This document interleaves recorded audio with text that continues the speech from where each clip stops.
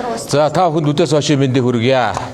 Арчс намын бүлэг өчигдөр ээж тусаар хуралдаа шийдвэр гаргасан бас хэвлийнхэн танилцуулсан. Энэ шаардлагыг албан ёсоор ерөнхий сайдад манай бүлгийн илүү олон гишүүд бид нар орж бас шаардлага өглөө. Энэ хүрээнд бас ингээд асуудлыг ярилцлаа.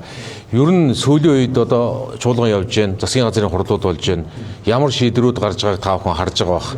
Дандаа зөвхөн алуун тушаалын холиос солио, алуун тушаалын томилгоо л явж байгаа. Томилгоо явахдаа дандаа зардал нэмсэн томилгооны асуудлууд одоо жишээ нь одоо бидний шаардлагатай холбоотой дэд сайд. Гэхдээ энэ бид нэр арчс нам болоод арчс намын бүлгээс зөвхөн нэг зардал нэмсэн асуудал дээр зөвхөн дэд сайдын асуудал дээр ярьж байгаа юм шээ. Ер нь сүүлийн нэг жилд, сүүлийн жилүүдэд тэрний үр дагавар үр дүн болж гарч ирж байгаа Монгол Улсын эдийн засгийн нөхцөл байдал чинь өөрөө зөвхөн дэд сайдын асуудал зөвхөн нэг илэрлэн шүү.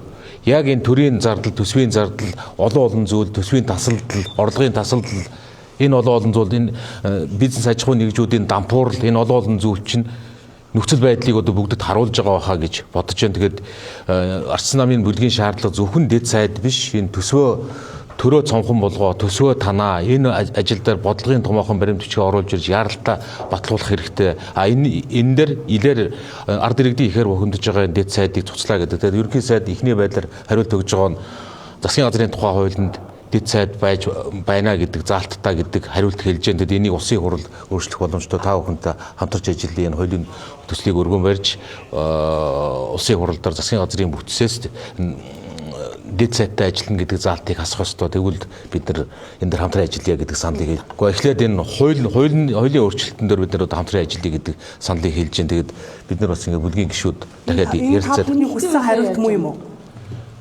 Мэдээж бид нар тест хуулиар байна уу, аль зарчмаар байна уу? Энэ Монгол Улсын одоо сая томилогдож байгаа ер нь цаашдаа тэр тусмаа энэ том данхар утас данхар засгийн газрын 20 яам 40 сайдыг болох ёстой. Тэр тусмаа энэ дэд сайдыг болох ёстой гэдэг шаардлагыг бид нар тавьж байгаа.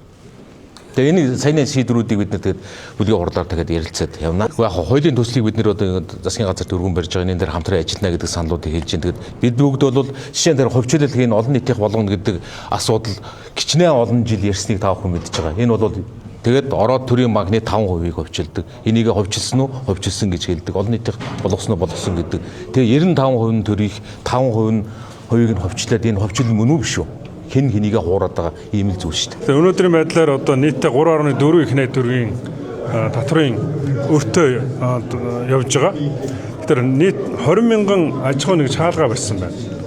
28 мянган аж ахуй нэгж дансаа хаалгасан байна.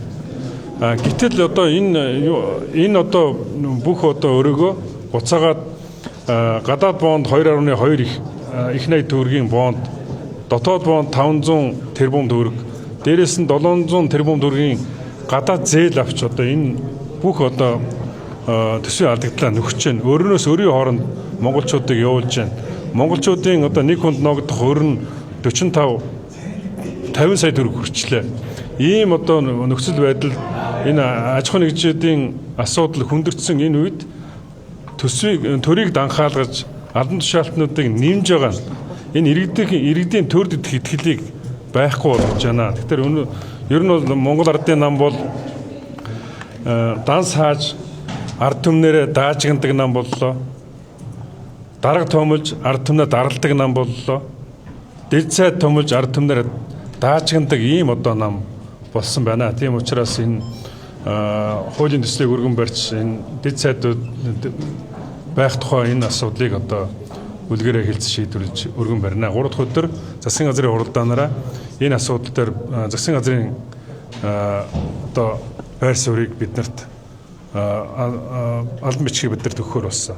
Ер нь бол Монгол ардын намын хагарал бол хэдийгээр наана одоо нэг гайгүй мэт харагдвал цаанаа одоо эрцгийг бойкотлох замаар энэ одоо хурлын эрцгийг хурлыг одоо хойш нь татж байгаа ийм зүйл харагдаж байгаа. Тэгэхдээ ер нь бол одоо өнөөдрийн байдлаар бол арчс намынхан л одоо энэ хуралдаа идэвхтэй орж энэ хурлын үйл ажиллагааг хэвэн явуулж байна. Яг 9 сарын 16-ны өдөр би хэвлийнхэнд нээлттэй мэдээлэл хийхдээ нийтдээ 3 их найт төгрөгөөр одоо улсын төсөв тасалдаж магадгүй гэж хэлж байсан. Тэгэхээр одоо энэ эрх баригч нар бол дандаа тоог буруу гаргадаг.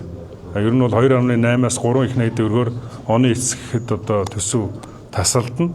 Тэгэхээр энэ төсвийн тасалдлыг яаж нөхөх вэ гэхээр дахиад л ард түмний одоо тэр компаниудын дансыг хааж хүчээр суутхан авах замаар буюу альсвал одоо он гаргаад зээл авах замаар, бонд гарах замаар л одоо энэ адгэлийг нөхөн 20 мянган аж ахуй нэгж хаалгаа барьцсан, 28 мянган аж ахуй нэг дансаа хаалгацсан. Энэ компаниуд буцаж өндийн гэдэг чинь бас хэдэн жилийн асуудал шүү дээ. Тийм учраас өнөөдрийн ийм нөхцөл байдалд оруулсан одоо энэ Монгол Ардын нам иргэдэд итгэх итгэлийг бүрэн алдсан ийм нам болсон байна гэж хэлмээр.